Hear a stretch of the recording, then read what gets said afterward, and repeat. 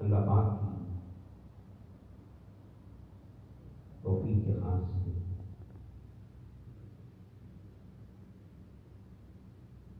رمضان المبارک کے دوسرے جمعہ کے لیے اس کے گھر میں ہم سب حاضر ہیں۔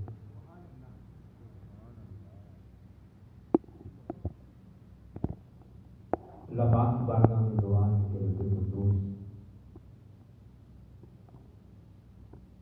اس بندگی کو اپنی بارگاہ میں قبول فرمائے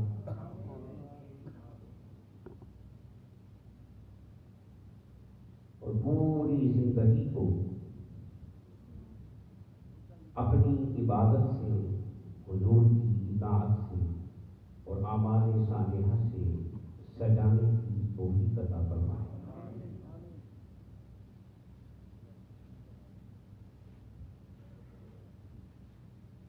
پچھلے جمعے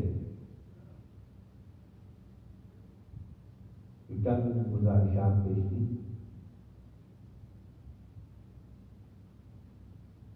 وہ اس حوالے سے کہ اللہ پاک نے حضور کو پوری انسانیت کے لیے کیا بنایا؟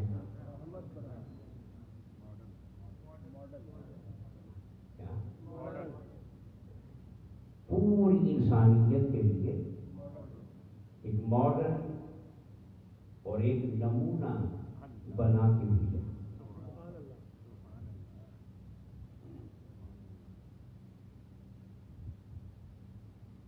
ماڈل وہ ہوتا ہے کہ جو کسی بھی کام کا اعلیٰ معیار ہوتا ہے اور سب کو اسی کی طرف بھاگنا پڑتا ہے، اسی کو فالو کرنا پڑتا ہے اور کسی بھی کمال کے حصول میں اسی کو معیار بنانا پڑتا ہے، اسے کہتے ہیں ماڈل۔ اللہ نے حضور کو کیا بنایا؟ صرف یہ عام انسانوں کے لیے نہیں۔ میں نے کہا تھا کہ حضور کے ماڈل ہونے کی شان یہ ہے کہ حضور عام لوگوں کے لیے ہی ماڈل نہیں، عبد القادر جیلانی کا ماڈل بھی آمنہ کا لال ہے، بڑے سے بڑا۔ وہ اولیاء کے قبیل سے ہو یا انبیاء کے قبیلے سے،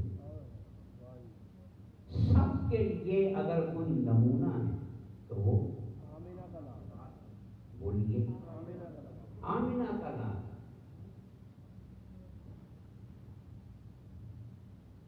اور مزے کی بات یہ ہے کہ تعلیمات کا آغاز بعد میں ہوا اور ایمان کا اترنا یہ، اور حضور نے اپنے آپ کو ماڈل کے طور پہ، نمونے کے طور پہ اور کامل انسان کے طور پہ پہلے منوایا، پہلے گویا کہ کہا جا سکتا ہے کہ حضور اپنی عظمت میں قرآن پڑھنے کے محتاج نہیں ہے، قرآن بلکہ قرآن کو قرآن کے طور پہ منوایا گیا، عظمت مصطفیٰ کے وسیلے سے منوایا گیا۔ حضور نے فرمایا نا کہ میری 40 برس کی زندگی میں کوئی تو قرآن کو اس کے بعد اترا، تو حضور ماڈل پہلے، ماڈل اس لیے میں نے عرض کیا تھا کہ کیونکہ حضور کو ماڈل بنانا تھا تو حضور کی 2 تخلیقیں ہوئی، کتنی؟ ایک نور والی اور ایک بشر والی، ایک اور ایک بشر والی، یہ 2 ضروری تھی۔ جو صرف بشر تھے حضرت آدم اور بنے کے خدا کے ہاتھوں سے، مگر ماڈل بننے کا شرف ملا، اعزاز ملا، کمال ملا آمنہ کے ساتھ۔ یہ ساری خوبیاں اور یہ ساری کمالات، پھر نام کیا رکھ دیا؟ محمد، کہ جس کی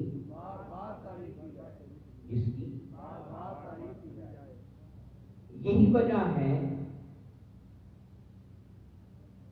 کہ میں نے کیا عرض کیا کہ حضور اپنی عظمت میں قرآن پڑھنے کے، قرآن پڑھنے کے یہی وجہ ہے کہ سارے انبیاء کو وہی ملی، مخصوص مقام، ہر مقام پہ بھی۔ سارے الفاظ میں یوں کہوں کہ وہ سارے وحی کے پیچھے پھرتے تھے اور یہاں قرآن مصطفیٰ کے پیچھے پھر رہا، یہاں قرآن، جہاں مصطفیٰ ہوتے وہاں قرآن ہے۔ کبھی یہ نہیں کہا کہ سونیا مجھ سے بات کرنی ہے، یہاں کوئی مقام حضور کے قدموں کی نسبت سے بھی آ رہا ہے۔ مولا تو مکے کی اس لیے قسمیں اٹھائے کہ یہ مکہ کی سرزمین تیرے قدموں کو چھوتی ہے،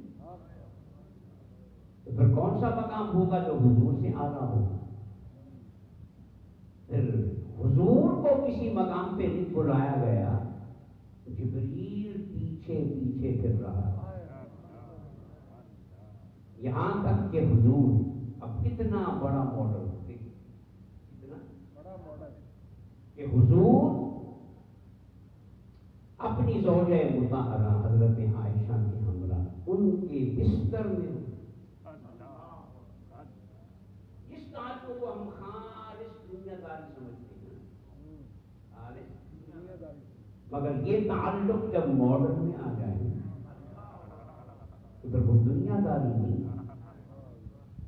تو حضور جب حضرت عائشہ کے بستر میں ہوتے اس وقت بھی وحی نازل ہوئی، اس وقت بھی یہ نہیں کہا کہ محبوب کو بیڈ پہ ہے، بستر پہ ہے، زوجہ کے سامنے الگ ہو، وضو کر کیا، غسل کر کیا، نہیں، مسجد اعلیٰ نہیں، تیرے قدموں کے صدقے سے تو ہم نے ساری زمین کو مسجد بنا دیا۔ پہلے عبادت کی ہر جگہ نہیں ہوتی، پہلے عبادت صرف عبادت نہ، حضور تشریف لائے تو فرمایا، حضور نے بڑے فخر سے فرمایا کہ جعلت لی الارض مسجدا، فرمایا کہ اللہ نے میرے لیے ساری زمین کو مسجد بنایا،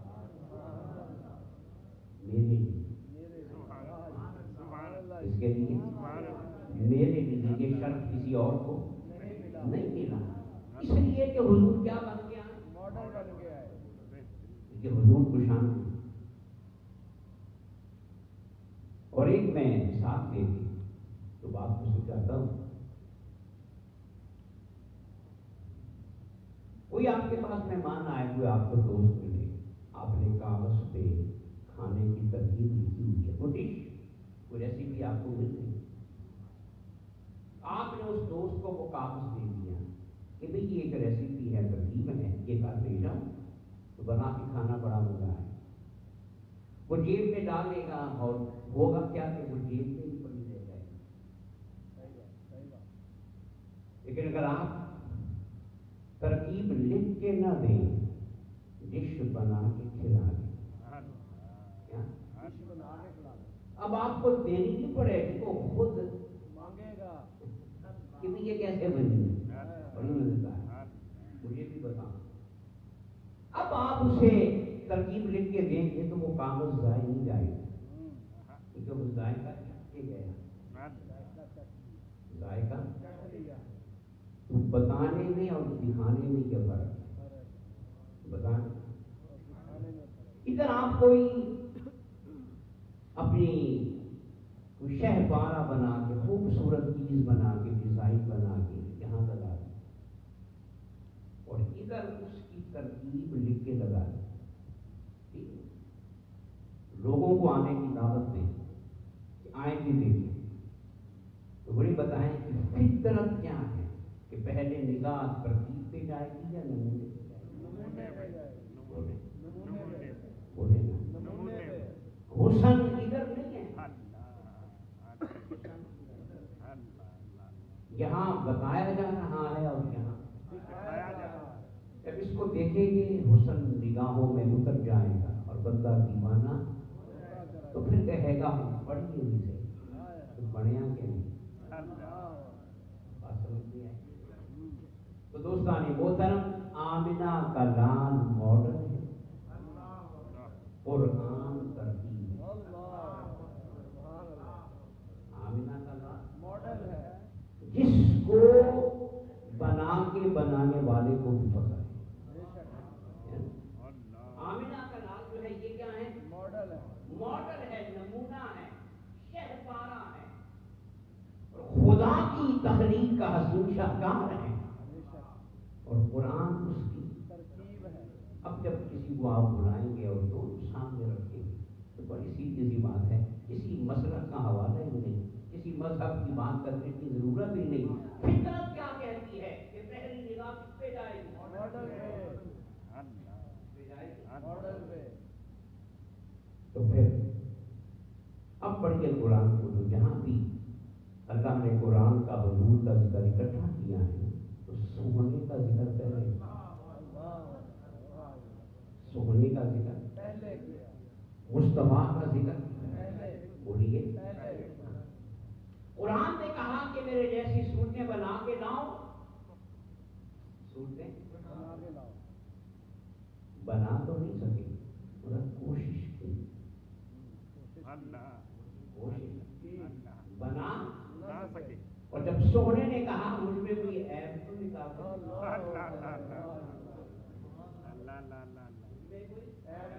عیب نکال کے دکھاؤ، تو خدا کی قسم حضور نے بڑے معجزے دکھائے، بڑے ابو جہل نے کیا کہا جب کنکریوں نے کلمہ پڑھا نا تو ابو جہل نے کہا نہیں نہیں یہ جادو کرتا ہے، یہ جادو کرتا ہے، حضور نے چاند کے ٹکڑے دیے، ابو جہل نے کہا نہیں نہیں یہ تو جادو لگتا ہے، سارے معجزات کو جادو کہہ کے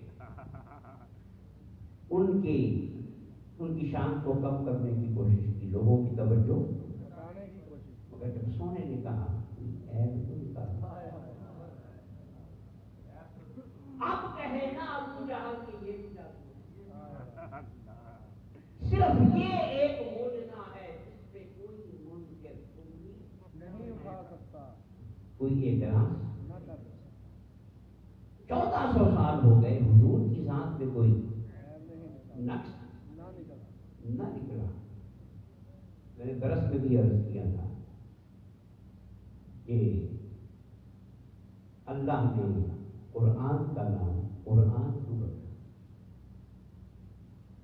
اپنے کلام کا نام قرآن بڑا سادہ سا لفظ، بڑا عام سا لفظ، ورنہ دنیا کے مصنفین جب کتابیں لکھتے ہیں تو بڑے مشکل مشکل نام لکھتے ہیں، اپنا ٹیگا بنا لیتے ہیں، اپنی علمی حیثیت کو منوانے کے بڑے بڑے مشکل نام لکھتے ہیں، پھر ان کی شرحیں کرتے کرتے صفحات بن جاتے ہیں۔ تو کیا قرآن سے بڑی کوئی کتاب تھی؟ اور خدا کی بارگاہ میں کوئی الفاظ کی کمی تھی؟ تو مولا نام ہی ایسا رکھ دیتا۔ علی نے کہا کہ میں سورہ فاتحہ کی تفسیر لکھوں تو 40 اونٹ چاہیے، تو پھر علی کہتے ہیں میں قرآن کا معنی لکھوں تو 40۔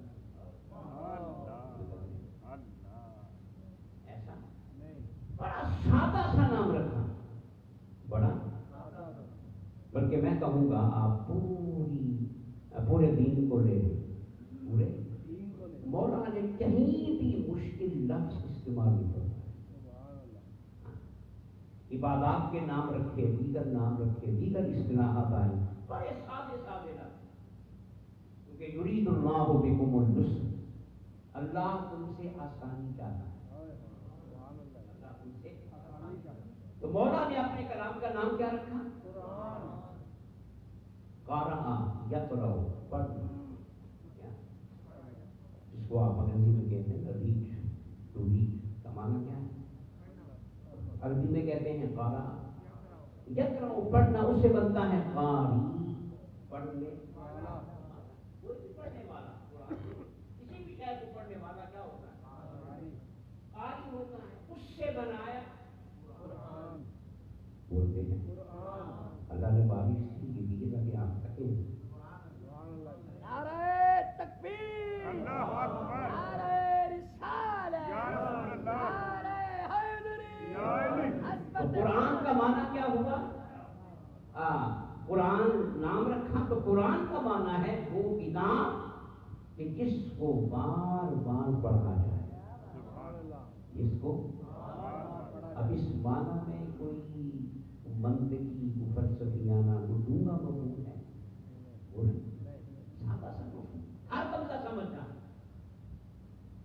اور مولا تو کہتا ہے وَلَقَدْ يَسَّرْنَا الْقُرْآنَ لِلذِّكْرِ، ہم نے نصیحت پکڑنے کے لیے نا قرآن کو بڑا آسان بنا دیا ہے، قرآن کو بڑا آسان بنا دیا، ایک عام شخص بھی پڑھے گا تو نصیحت پا لے گا اس قرآن کو پڑھ کے۔ تو نام رکھا قرآن کو کتاب کی جس کو پڑھا جائے، اس میں بھی ایک محبت کی بات دیکھیں، قرآن غیر کی شے ہے، کیا خدا بھی کیا ہے، پورا دین کیا ہے، تو قرآن بھی کیا تھا، خدا کی بارگاہ میں تھا۔ مولا نے قرآن جبریل کو دی، اس کو تو جبریل خود کیا ہے، کسی نے دیکھا؟ ابو بکر، عمر، حسن و حسین۔ تو قرآن کی کیا ہے، غیب، اور قرآن خدا کے پاس تھا تو غیب تھا، جبریل کو ملا تو جبریل لے کے آ رہا تھا، غار حرا میں پہنچ گیا مگر کسی کو کچھ پتا نہیں۔ مجھے اتنا بتائیں کہ یہ غیب والا قرآن ظاہر کب ہوا؟ خدا کے دینے سے نہیں، لوح محفوظ کے اترنے سے نہیں، جبریل کے حوالے کرنے سے نہیں، اور جبریل کے غار حرا میں آنے تک بھی قرآن کیا تھا، وہ جو ازل سے غیب تھا وہ اس دنیا میں ظاہر کب ہوا؟ اس وقت ظاہر ہوا جب سونے کے لب ہلے،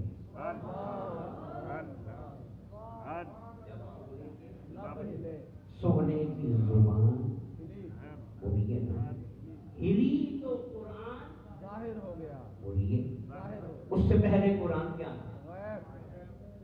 اس سے پہلے قرآن غیب تھا. تو مصطفیٰ نے پڑھنا شروع کیا. تو جو مصطفیٰ پڑھتا گیا وہ ظاہر ہو. اس حقیقت کو یاد رکھیں. حضور نے لکھا نہیں. حضور نے کیا کیا؟ اور صحابہ نے حضور سے، صحابہ سے حضور نے لکھوایا. تو حضور کے لکھنے سے قرآن ظاہر نہیں ہوا. حضور کے پڑھنے سے بولیے حضور کے. اب وہ پڑھنا اس کو کتنا اچھا لگا. وہ پڑھنا کتنا اچھا لگا، اسے کتنا اچھا لگا ہوگا. وہ قرآن کی جس کو لینے سے پہاڑوں نے انکار کر دیا تھا. بڑے بڑے وجود جس کے سامنے کانپ رہے تھے، کپ کپا رہے تھے، بے بسی کا اظہار کر رہے تھے. بولا ہم اسے نہیں اٹھا سکتے. بڑے بڑے جس قرآن کی عظمت کے سامنے جھک رہے تھے. جب اس قرآن کو مصطفیٰ نے لیا ہوگا اور لبوں سے اور زبان سے اسے پڑھا ہوگا تو بولا سبحان اللہ سبحان اللہ. تو پھر مولا نے کہا ہوگا سوہنیا یہ ماڈل کا ہی حق ہے کہ وہ اس قرآن کو پڑھے. اب یہ یاد رکھیں. دیکھیں یہ جو پڑھنا ہوتا ہے، ایک ہمارے یہاں لفظ چلتا ہے کہ دل میں پڑھ. کیا دل میں پڑھنا؟ ایک چیز اصلاح کرتے ہیں، دل میں پڑھنا کچھ نہیں ہوتا. پڑھنے کے لیے زبان کا ہلنا ضروری ہے. زبان کا آواز زیادہ ہو یا وہ الگ بات. تو پڑھنا دل کا عمل نہیں، پڑھنا بولیے دل میں خیال آتا.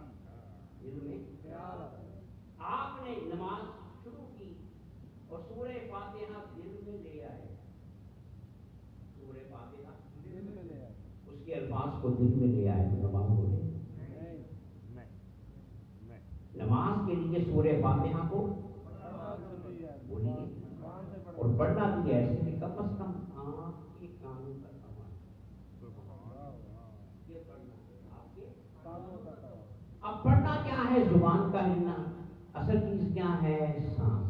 کیا سانس سے بنتی ہے آواز. کیا بنتی؟ اس آواز کو آپ جس میں چاہیں ڈال دیں.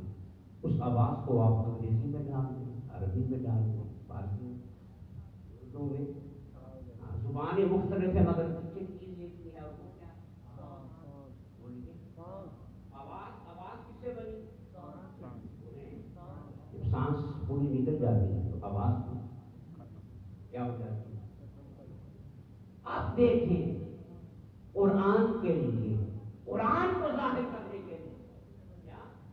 قرآن کو ظاہر کرنے بولیے. قرآن کو ظاہر کرنے کے لیے، قرآن کو سب سے پہلے کس کی سانس استعمال میں آئی؟ سبحان اللہ بولیے. کس کی سانس استعمال میں آئی؟ بولیے. سمجھ نہیں آیا؟ آمنہ کی. سب سے پہلے کس کی آواز استعمال میں آئی؟ سب سے پہلے کس کے لب ہلے؟ سب سے پہلے کس کی زبان ہلی؟ بولیے آمنہ کے لال کی. مصطفیٰ نے قرآن پڑھا تو قرآن کیا ہو گیا؟ ظاہر ہو گیا. مولا نے کہا سوہنیا میرے کلام میں بے شمار خوبیاں ہوں گی. اس کی فصاحت بھی کمال کی ہے، اس کی بلاغت بھی کمال کی ہے، اس کے علم کی وسعت بھی کمال کی ہے، اس کے بیان کے انداز بھی نراوے ہیں. میرا پورا کلام معجزہ ہے، قیامت تک رہنے والا، زندہ رہنے والا معجزہ ہے. اس کلام میں بے شمار خوبیاں ہیں. بڑے بڑے غزالی آئیں گے، راضی آئیں گے، فارابی آئیں گے، ابن سینا آئیں گے، قرآن کے راز کھولتے چلے جائیں گے. مگر سوہنیا مجھے قرآن کی کسی اور خوبی پہ فخر نہیں، تیرے زبان کے پڑھنے پہ مجھے تو ادا سب سے زیادہ بات پہ میں خوش ہوا ہوں، وہ ادا کیا ہے کہ آج میرے یار نے میرا کلام پڑھا، آج میرے محبوب نے میرا کلام پڑھا ہے، اس یار نے کلام پڑھا ہے کہ جس یار کے کلام بعد میں اتر رہا ہے اور جس کے کردار پہ کلام پھر سبحانیہ میں تیرے پڑھنے کی نسبت سے بولیے تیرے قیامت تک اپنے کلام کا نام ہی قرآن رکھ رہا ہوں۔ تو یاد رکھیں اس کتاب کے قرآن ہونے میں بھی نسبت مصطفیٰ ہے۔ اسے سب سے پہلے پڑھا ہے تو آمنہ کے، اور اس نے پڑھا ہے تو ظاہر، اس نے پڑھا ہے تو ظاہر ہوا ہے، دونوں طرف مصطفیٰ ہے۔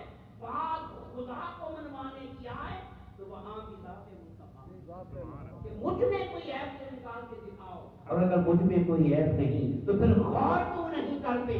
جس کا بنایا ہوا اتنا پاک ہے تو بنانے والا اللہ، جب اسے ظاہر کرنے کا موقع آیا تو بھی آمنہ کلام، اور جب اس کے کلام کو ظاہر کرنے کا موقع آیا تو بھی سبحان اللہ۔ تو پھر وہ فخر سے کیوں نہ کہے کہ میں محمد کا رب ہوں؟ کیا ہوں؟ محمد کا رب ہوں۔ میں کیا ہوں؟ محمد کا رب ہوں۔ یہ جو اللہ تعالیٰ نے حضور کو پروٹوکول دیا نا، انسان کے ذہن میں سوال پیدا ہوتا ہے کہ مولا تو مولا ہے اور یہ تیرا بندہ ہے، یہ تیرا بندہ ہے، تو پھر مولا ہونے کی بھی تو کچھ تقاضے ہیں۔ تو اچھا مولا ہے، اپنے بندے کے قدموں سے لگنے والی مٹی کی تصویر کھا، تو اچھا مولا ہے، اپنے یاد کے چہرے کی تصویر اٹھا، تو اچھا مولا ہے، اپنے یار کی جھٹوں کی تصویر اٹھا رہا ہے۔ تو کیسا مولا ہے کہ اس یار کی تھوڑی سی بے ادبی ہو جائے تو تیری نماز تیری عبادت نہیں؟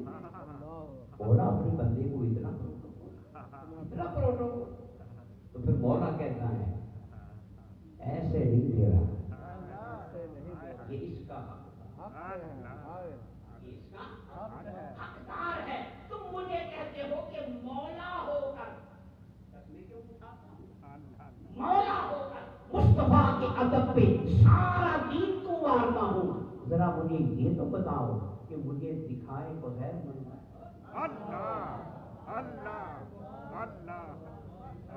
مجھے دکھائے بغیر منوایا کس نے؟ دکھائے بغیر دلوں میں مجھے اتارا کس نے؟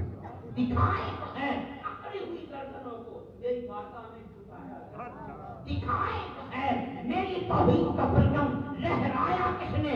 ارے یہ کام کسی اور کے بس میں نہیں تھا، یہی تو میرے یار، یہی تو میرے یار کا کمال ہے، یہ دکھائے بغیر مجھے منواتا چلا جائے تو پھر میں اس کے قدموں سے لگنے والی مٹی کی قسمیں کیوں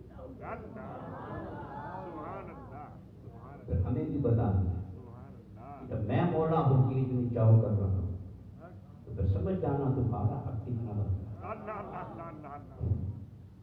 تمہارے ایمان کا تقاضا کیا ہے۔ تو دوستان محترم، حضور کیا بن کے آئے؟ بولے نمونہ، ٹھیک ہے، حضور سب کے لیے نمونہ ہے، اور حضور سپاہ سالاروں کے لیے بھی نمونہ ہے، کس کے لیے؟ فاتحین کے لیے بھی نمونہ، حاکموں کے لیے بھی، کمانڈرز کے لیے بھی نمونہ ہے۔ اور آج رمضان المبارک کی 10 تاریخ کو مکے کو فتح کرنے والے عظیم فاتح، عظیم سپاہ سالار، عظیم کمانڈر محمد مصطفیٰ کو خدا کی قسم آج بھی پوری دنیا سلام کر رہی ہے، خراج تعظیم پیش کر رہی ہے کہ آمنہ کے رات بڑی بڑی جنگیں ہوئی، بڑے بڑے فاتح آئے، بڑے بڑے کمانڈر آئے، مگر مکہ کو فتح کردار تو نے ادا کیا ہے اس کردار سے انسانیت کا سر فخر سے حضور جب مکے میں آئے ابھی مکہ فتح نہیں ہوا، ابو سفیان کو بلایا۔ مکہ کا سردار کون؟ بولیے۔ ابو سفیان کی بیٹی ام حبیبہ، یہ حضور کی سوچ ہے، یہ حضور وہ کلمہ پڑھ کے مسلمان ہو گئی ابو سفیان۔ جب یہ حدیبیہ والا معاہدہ ٹوٹا، ابو سفیان کو غلطی کا احساس ہوا، وہ اس معاہدے کو بحال کروانے مدینہ پہنچا۔ ابو سفیان مدینہ، اب اس کی بیٹی حضور کی ام حبیبہ، تو وہ سب سے پہلے اپنی بیٹی کے پاس گئے، حضرت ام جو حضور کی سوچا ہے، گھر میں داخل ہوا۔ اب یہ بات ہے وہ بیٹی، اور بیٹیوں سے بڑھ کے باپ سے پیار کرتا، چارپائی بچھی ہوئی تھی، حضور کا بستر بچھا ہوا تھا، بستر بچھا ہوا تھا، ابو سفیان کمرے میں داخل ہوا، اس چارپائی کی کیونکہ سامنے تھی، بیٹھنے کی کوشش کی، بیٹھنے لگا، وہیں پہ بیٹھنا تھا نا، آئے ام حبیبہ دوڑ کے ہوئی آئی، کہاں ذرا ٹھہرو، حضور کا بستر سمیٹ، حضور کا بستر سمیٹ دیا۔ ابو سفیان نے کہا بیٹا یہ کیا معاملہ ہے؟ ام حبیبہ نے کہا ابو جان آپ بے شک میرے باپ ہیں مگر آپ مشرک ہیں، آپ کافر ہیں، اور میں گوارا نہیں کر سکتی کہ ایک مشرک میرے آقا کے بستر کو سمیٹ دیا۔ حضور جب مکے آئے ابو سفیان کو اونچی جگہ پہ کھڑا کیا، یہ حکمت عملی ہے، حضور کا ایک جملہ ہے، آقا بتاتے ہیں الحرب جنگ گردنیں کاٹنے کا نام نہیں ہے، تلواریں چلانے کا نام نہیں، جنگ حکمت عملی کا نام ہے۔ کیا ابو سفیان کو کھڑا کیا، 10,000 کا لشکر تھا، مختلف قبائل کے اس میں دستے تھے، حضور نے فرمایا سارے دستے یہاں سے گزرے، ابو سفیان کے اور یہ مکہ کسی جنگ کے بغیر فتح ہو جائے، اب سارے دستے گزر رہے ہیں، ابو سفیان دیکھ رہا ہے، آخر میں ایک دوست آئے صحابی جن کے ہاتھ میں علم تھا، کیا تھا؟ اب وہ جب ابو سفیان کے سامنے سے گزرے انہیں جوش آ گیا، انہیں کتنے ظلم سہے تھے نا، جوش آ گیا، اور جوش میں آ کے کہا آج انتقام کا دن ہے۔ حضور نے بھی سن لیا، ساتھی کھڑے، اس نے جوش میں آ کے کیا کہہ دیا، حضور نے فوراً ان سے علم لے لیا، یہ ہے کائنات کا ماڈرن سپاہ سالار، سبحان اللہ سبحان اللہ۔ انہوں نے ان سے علم لے کے ان کے بیٹے کو دے دیا، کہا آج انتقام کا دن نہیں، آج رحم کا دن ہے، رحم کا دن ہے۔ جب حضور کی زبان سے یہ جملہ سنا، پہلے فوج کا روح تھا، اب یار کے پیار کا روح پڑ گیا، ابو سفیان تو وہیں پہ ڈھیر ہو گیا۔ پھر جب مکہ فتح ہو گیا، سارے مکے کے سردار کانپ رہے ہیں، سامنے کھڑے ہیں، اب ڈرنا ہی تھا، ظلم کتنا کیا تھا، سونے میں سپاہ سالار نے ان سے کیا پوچھا کہ اب تم بتاؤ مجھ سے کس سلوک کی توقع ہے؟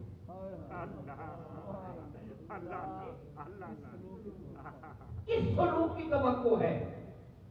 تو پھر جانتے ہو سب نے بیعت زبان ہو کے کہا کہ ہم رحم کرنے والے بھائی، وہ حضور کے قبیلے والے تھے سارے، ہم رحم کرنے والے بھائی سے رحم کی امید رکھتے، बंदे ने इंतकाम नहीं लिया। क्यों भैया?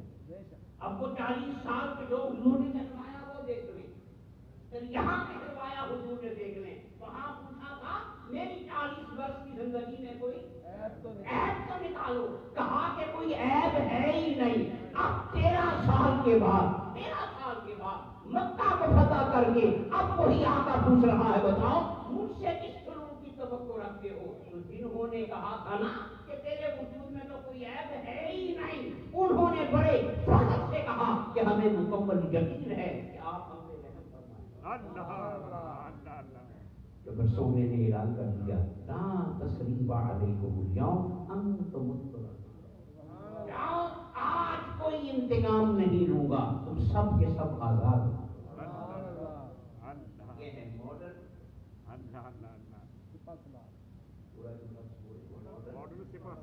सिपा जी सिंह दारा सिख मुसल्लिम है, उसने किताब लिखी, उसने ये जुमला लिखा है, उसने कहा सुभान अल्लाह रसूलुल्लाह ने अपने दुश्मनों को भी माफ कर दिया, कातिलों को भी माफ कर दिया, वतन से निकालने वालों को भी माफ कर दिया। आगे वो लिखता है हाँ हजरत अपनी चिट्टा का कलीजा जमाने वालों को भी माफ कर दिया। आगे लिखता है कि हमने तारीख में कत्ले आम की बातें तो पढ़ी हैं कि फलां जगह कत्ले आम हुआ, फलां जगह कत्ले आम हुआ, हमने तारीख इंसानी में कत्ले आम की बातें तो पढ़ी हैं, मगर कातिलों को आम मुआफी की बात कहीं नहीं पढ़ी। अगर कातिलों को आम मुआफी देने का नजारा कहीं पे नजर आ रहा है तो वो सिर्फ दरबार ये है मॉडर्न। हर पहलू में मॉडर्न है, मगर आज भी गुफ्तगू हो रही है वो क्या है कि मॉडर्न।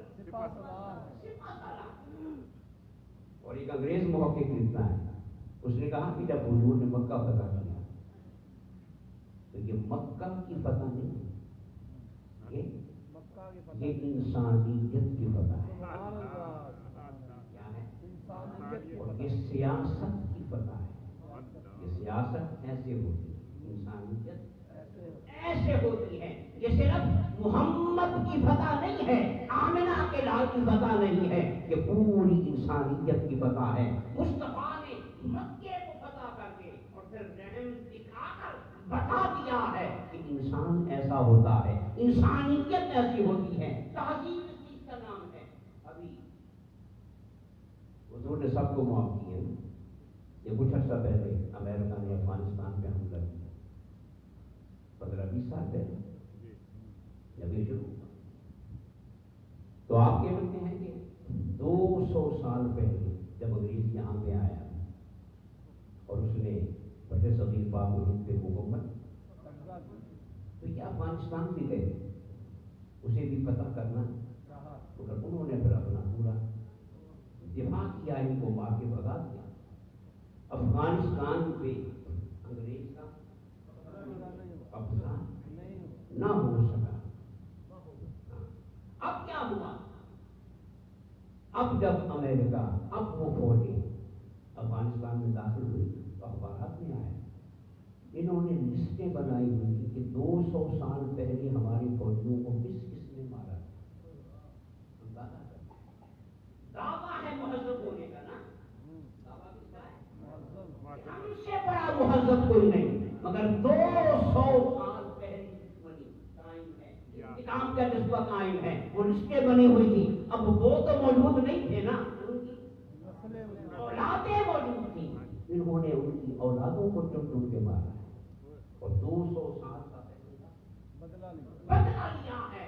अब आओ हज़रत मुस्तफा यहाँ औलादों को नहीं बख्शा जा रहा और दावा है मुहज्जब होने का, मुतमद्दिन होने का, इंसानियत की क़यादत का। मुस्तफा के तो सामने दुश्मन खड़े थे, कातिल खड़े थे, उनकी औलादें नहीं खुद खड़े थे और मुस्तफा मुस्कुराता जा रहा था और उन्हें आजादी देता चला जा रहा था।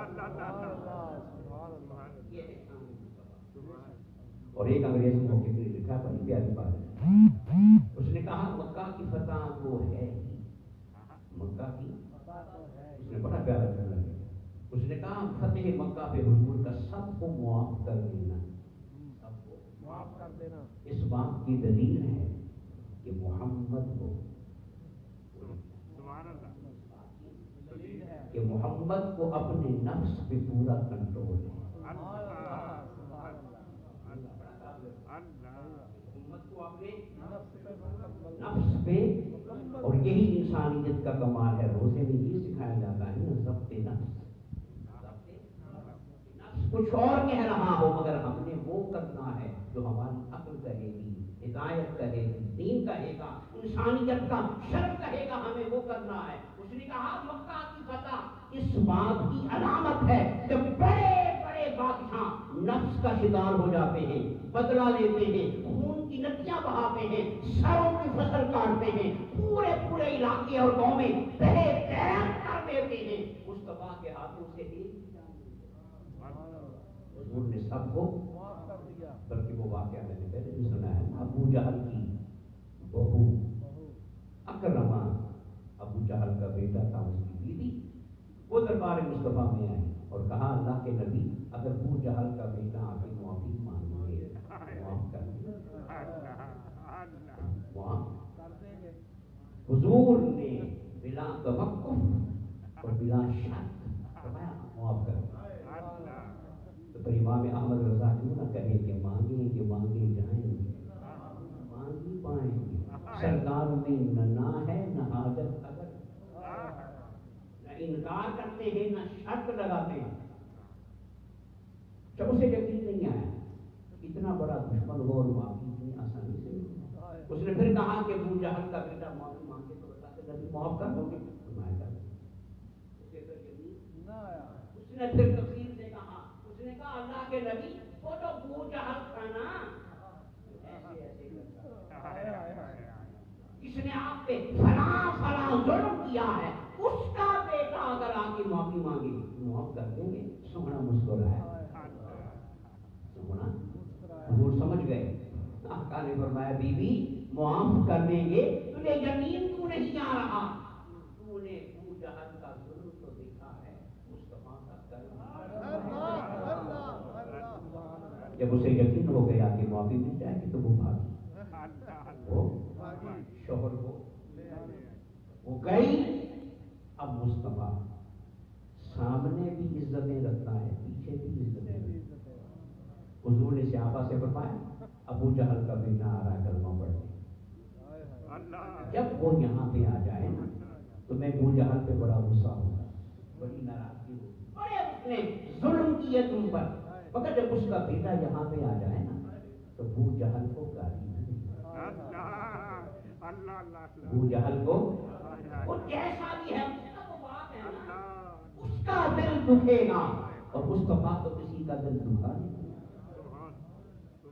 کے محترم حضور ہر حیثیت میں کیا ہے، پھر وہی جملہ دوہراؤں گا، صرف نعتیں پڑھنے سے گزارا نہیں ہوگا، صرف درود پڑھنے سے گزارا نہیں ہوگا، محفلیں سجانے سے گزارا نہیں ہوگا، ہمیں حضور کو ماڈل بولے نا، ہر کام کرتے ہوئے ہم یہ سوچیں کہ یہ کام سونے نے کیسے کیا، اس طرح کریں گے نا تو پھر عظمتیں ہماری ماندیاں بن جائیں، عزتیں تمہارا طواف کرے گی، بس جو جو محمد سے محمدیت کا فیض پاتا چلا جائے گا تو تعریفوں کے لائق بنتا چلا جائے گا۔